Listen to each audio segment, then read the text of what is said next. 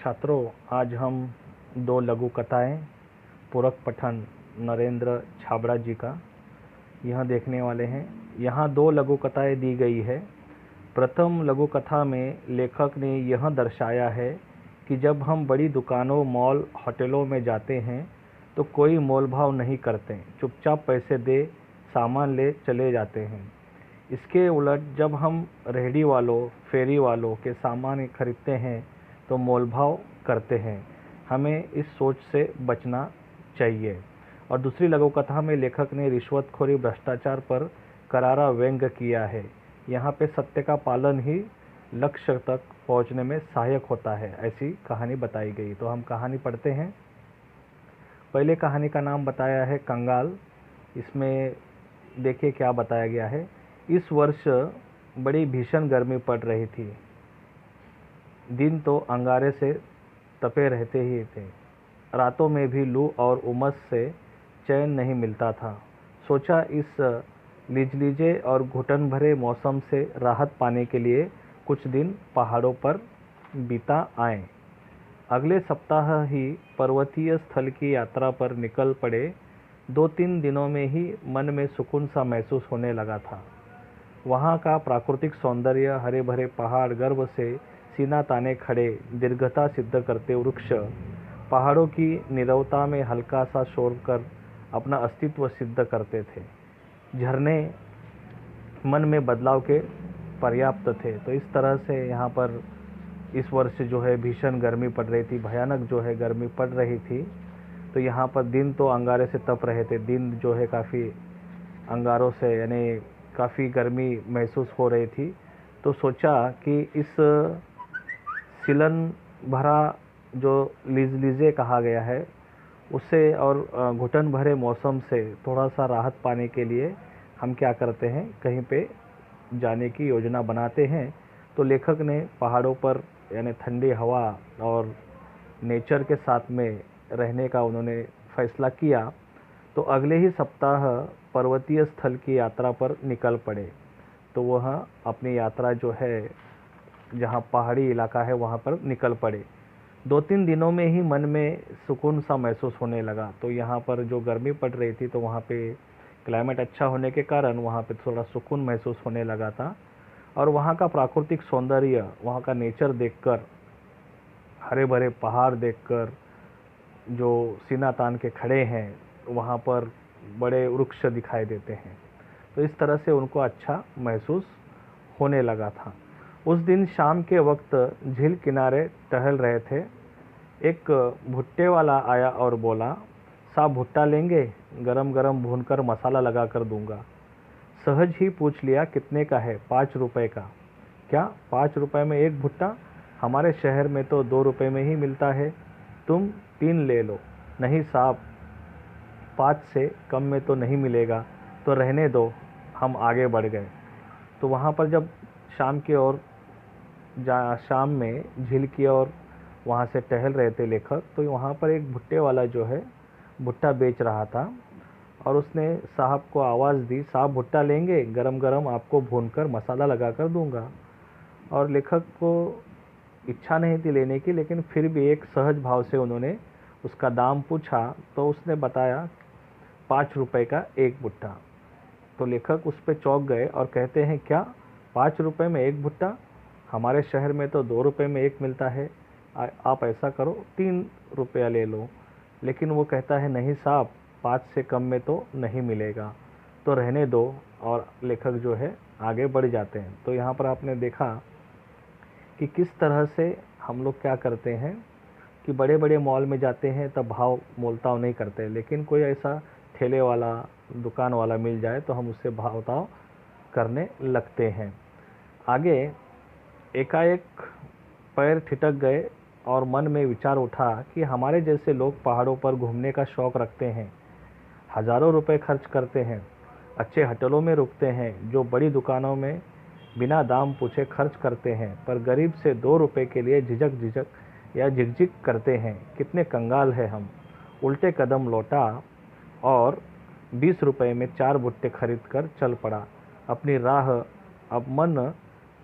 अब सुकून अनुभव कर रहा था। तो जैसे एक भुट्टे वाले ने वहाँ पर जब उस भुट्टा जो है अपने कम भाव नहीं किया तो लेखक थोड़ा वापस आ गए और सोचने पे मजबूर हो गए। तो उन्होंने सोचा कि यहाँ हम आने के लिए न जाने कितने रुपए खर्च करके हम यहाँ पर पहाड़ों पर घूमने का जो शौक़ है हमें, वो शौक़ पूरा करने के लिए हज़ारों रुपए खर्च करते हैं। अच्छे होटलों में जाना, बुकिंग करना, वहाँ पे रहना, वहाँ पे जो भाव है वो बराबर स्वीकार लेना, और उसके बाद में दुकानों में बिना पूछे हम लोग क्या करते हैं, खर्च कर देते हैं। और जब गरीब की बात आती है तो हम झिकझिक करने लगते हैं। तो लेखक को लगता है कि इससे बड़े कंगाल हम ही हैं। तो इसके लिए यह कहानी है। आगे एक कहानी और है, सही उत्तर। अब तक वह कितने ही स्थानों पर नौकरी के लिए आवेदन कर चुका था, साक्षात्कार दे चुका था। साक्षात्कार यानी इंटरव्यू। उसके प्रमाण पत्रों की फाइल भी उसे सफलता दिलाने में नाकामयाब रही थी। हर जगह भ्रष्टाचार, रिश्वत का बोलबाला होने के कारण योग्यता के बावजूद उसका चयन नहीं हो पाता था। हर ओर से अब वह निराश हो चुका था। भ्रष्ट सामाजिक व्यवस्था को कोसने के अलावा उसके वश में और कुछ तो था नहीं। तो यहाँ पर और एक कहानी बताई गई है कि किस तरह से भ्रष्टाचार, रिश्वतखोरी यहाँ पर हमको बताई गई है इस कहानी के माध्यम से। तो हमारे पास प्रमाण पत्र है, लेकिन जब हम इंटरव्यू के लिए जाते हैं तो हर जगह पर जो है भ्रष्टाचार और रिश्वत का बोलबाला होने के कारण यहाँ पर हमारी योग्यता, हमारी अच्छी पढ़ाई होने के बावजूद, हमारा ज्ञान, नॉलेज अच्छा होने के बावजूद भी हमारा चयन यानी सिलेक्शन जो है यहाँ पर नहीं होता है।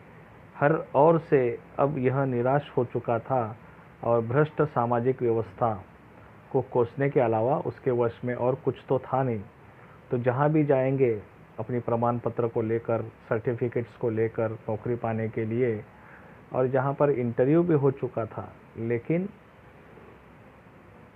जो प्रमाण पत्र हमारे पास है वो हमारी सफलता नहीं दिला सकते हैं। तो इस तरह से यहाँ पर एक नौकरी पाने के लिए हमें भ्रष्टाचार का सामना करना पड़ता है, रिश्वतखोरी का सामना करना पड़ता है, यह बात बताई है। फिर आगे, आज फिर उसे साक्षात्कार के लिए जाना है, यानी इंटरव्यू के लिए जाना है। अब तक देश प्रेम, नैतिकता, शिष्टाचार, ईमानदारी पर अपने तर्कपूर्ण विचार बड़े विश्वास से रखता आया था, लेकिन इसके बावजूद उससे हिस्से में सिर्फ असफलता ही आई थी। साक्षात्कार के लिए उपस्थित प्रतिनिधि मंडल में से एक अधिकारी ने पूछा, भ्रष्टाचार के बारे में आपकी क्या राय है? भ्रष्टाचार एक ऐसा कीड़ा है जो देश को घुन की तरह खा रहा है। इसने सारी सामाजिक व्यवस्था को चिंताजनक स्थिति में पहुंचा दिया है। सच कहा जाए तो यह देश के लिए एक कलंक है। अधिकारियों के चेहरे पर हल्की सी मुस्कान और उत्सुकता छा गई। उसके तर्क में उन्हें रुचि महसूस होने लगी। दूसरे अधिकारी ने प्रश्न किया, रिश्वत को आप क्या मानते हैं? तो जब अगली बार साक्षात्कार का समय आया, इंटरव्यू का समय आया, तो अब जो उसके मन में देश प्रेम, नैतिकता, शिष्टाचार, ईमानदारी, इसके ऊपर तर्कपूर्ण विचार बड़े विश्वास से वो रखता आया था, लेकिन इसके बावजूद उसके हिस्से में असफलताएं आती गई। तब जब साक्षात्कार के लिए गए तो वहाँ पर जो प्रतिनिधि थे इंटरव्यू लेने वाले, उन्होंने क्वेश्चन पूछा और वो इनके आंसर से थोड़े से क्या हो गए, उनको अच्छा लगा कि कितने अच्छे से अपने विचार इन्होंने रखे हैं, और यहाँ पर हल्की सी मुस्कान आ गई और उन्हें लगा कि ये कुछ अच्छा ही बोलेंगे। तो दूसरे अधिकारी ने पूछा कि रिश्वत को आप क्या मानते हैं? यह भ्रष्टाचार की बहन है। जैसे विशेष अवसरों पर हम अपने प्रियजनों, परिचितों, मित्रों को उपहार देते हैं, इसका स्वरूप भी कुछ कुछ वैसा ही है। लेकिन उपहार देकर हम केवल खुशियाँ या कर्तव्यों का आदान प्रदान करते हैं, इससे अधिक कुछ नहीं। जबकि रिश्वत देने से रुके हुए काम, दबी हुई फाइलें, टलती हुई पदोन्नति, रोकी गई नौकरी आदि में इसका कारण सफलता हासिल की जा सकती है। तभी यह समाज के माथे पर कलंक है, इसका समर्थन कतई नहीं किया जा सकता, ऐसी मेरी धारणा है। कहकर वह तेजी से बाहर निकल आया। जानता था कि यहाँ भी चयन नहीं होगा, चयन यानी सिलेक्शन। पर भीतर ही बैठे अधिकारियों ने गंभीरता से विचार विमर्श करने के बाद युवक के सही उत्तर की दाद देते हुए उसका चयन कर लिया। आज वह समझा कि सत्य कुछ समय के लिए निराश हो सकता है, लेकिन परास्त नहीं हो सकता है। तो जैसे कि अभी एक दूसरी कहानी हमारी सही उत्तर यह है, राइट आंसर। तो यहाँ पर जब इंटरव्यू के लिए उनको पूछा गया, 2 क्वेश्चन पूछे गए।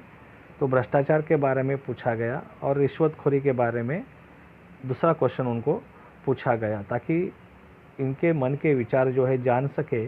तो उन्होंने 2 क्वेश्चन पूछा और जिस तरह से इन्होंने एक अच्छा आंसर दिया दोनों क्वेश्चन का, तो उन्होंने वहाँ पर जो अधिकारी थे उनको थोड़ा सा विचार करने पर मजबूर कर दिया और इनके सही उत्तर के कारण उनका जो है यहाँ पर चयन हो जाता है, यानी सिलेक्शन हो जाता है।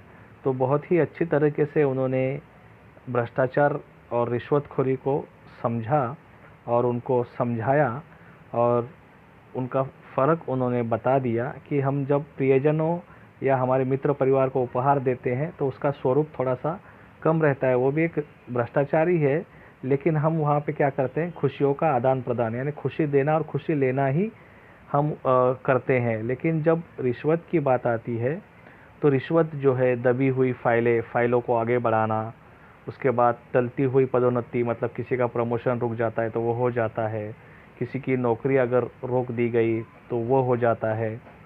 तो यह जो है रिश्वतखोरी समझा जा सकता है। तो सफलता पाने के लिए रिश्वत दी जाती है, ऐसा उनका कहना है।